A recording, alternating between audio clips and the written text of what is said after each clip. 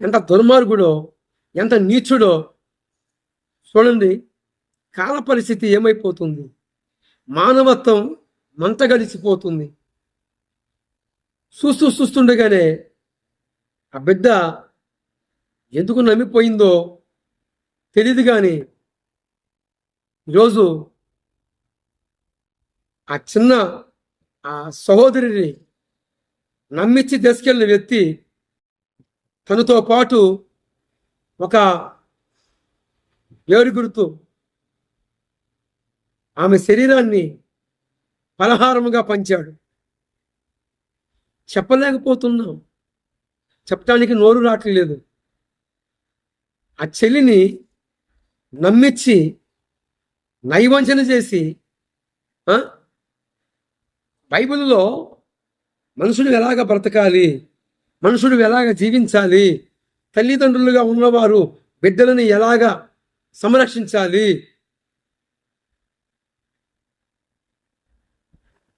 ప్రతి మాట జీవితాలను మార్చివేయటానికి బైబిల్ గ్రంథము ఉన్నది. కానీ ఈరోజు ఆ చెల్లి నమ్మిపోయిందేమో తెలియదు. ఇది మోదీ ఉన్న ప్రాంతంలో జరిగినట్లుంది ఈ దుర్మార్గ చర్య. అంటే మానవత్వం అనేది మర్చిపోయి ఎంత భయంకరమైన మృగాలు సైతం భయపడి ఇడిచిపెట్టే అంత ఘోరమైన. మొన్న ఒక తల్లి, మేమున్న ఊరి పక్కనే, మేమున్న మా గ్రామం పక్కనే నాకు ఒక సహోదరి ఈరోజు సాక్ష్యం ఇచ్చింది. ఒక మిల్లు, ఆ మిల్లులో రైసు మరకేశారా వేయలేదని వెళితే ఆ మిల్లు అయినా ఇంకా వేయలేదులమ్మా, నేను పంపిస్తాలే ఇల్లు అని చెప్పాడు. చెప్పిన తర్వాత ఆమె అలా రోడ్డు మీదకి వచ్చి నిలబడి ఎదురు చూస్తూ ఉంది ఆ తల్లి. ఈ లోపల ఒక ఘోర మృగం సుమారు ఆ రోడ్డుపై నిలబడిన ఆమె వయసు ఒక 60 సంవత్సరాలు లోపడుకోనండి. నాకు సహోదరి చెప్పింది జరిగిన సంఘటన. ఒక సహోదరి అయితే ఆమె నమ్మి వాని వాహనము ఎక్కింది. సరే నువ్వు వేడికి వెళ్తున్నావా అంటే నేను పలానా ఊరు వెళ్తున్నాను అన్నాడు. ఎక్కించుకున్నాడు. సరే మరి ఇటు వెళ్తున్నావు ఏందా అంటే ఈ కోళ్ళ పారం దగ్గర మరి కోళ్ళకి మందు ఇచ్చిన తర్వాత నేను వెళతాను అని చెప్పి, అంటే ఇది ఈమె ఎక్కిందేమో ఆ అల్లూరోలు పారం అనే ఆ గ్రామం దగ్గర. ఈమె వెళ్ళాల్సింది మునమాక అనే ఊరికి. అల్లూరోల పారం నుంచి మునమాక వెళుతున్నానని ఒక అతను ఎక్కించుకున్నాడని ఆ తల్లి సాక్ష్యం ఇచ్చింది.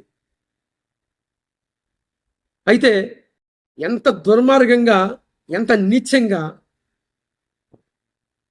వయసుకి తారతమ్యాలు అంటే మానవత్వం మర్చిపోయి ఎంత దుర్మార్గంగా ఆ తల్లిని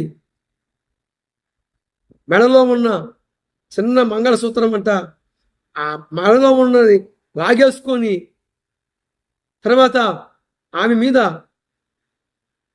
దాడి చేశాడట. ఆ తల్లి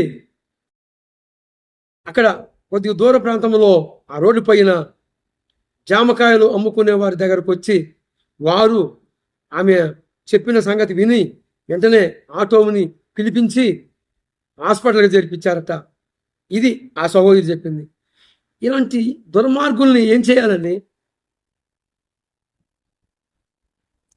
తల్లా చెల్లా అనేది లేకుండా ఎంత దుర్మార్గానికి పాల్పడుతున్నారు.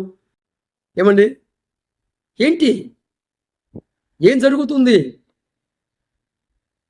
అని చూస్తే అన్నిటి అంతము ఆరంభమై ఉంది.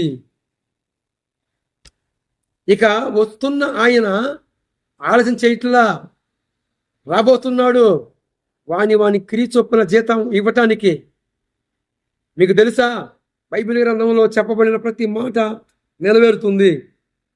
ఆ నెరవేర్పు మనం చూస్తున్నాం. ఆలోచించండి, గుర్తించండి. ఇంత మానవత్వం లేకుండా, ఇంత దుర్మార్గంగా అక్కడేమో